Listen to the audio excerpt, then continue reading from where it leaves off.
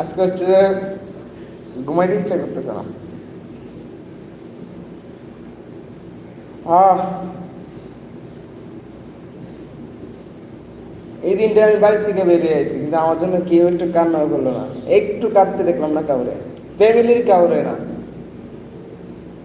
পরে হচ্ছে যে আমি আমার মারে জিজ্ঞেস করলাম যে হচ্ছে যে আপনি, আমি যে মানে আসার পরে 3 মাস পরে হচ্ছে যে আমি জিজ্ঞেস করলাম যে মানে দেখি যে সবাই মানে বিদেশে বা বাহিরে চলে যাওয়ার সময়, মানে কোনো ছেলে চলে যাওয়ার সময় হচ্ছে তারা মা হচ্ছে তারা আম্মু হচ্ছে যে কান্নাকাটি করে, বেশিরভাগ মায়েরাই বেশি কান্না করে, মানে ছেলেটা চলে যেতেছে।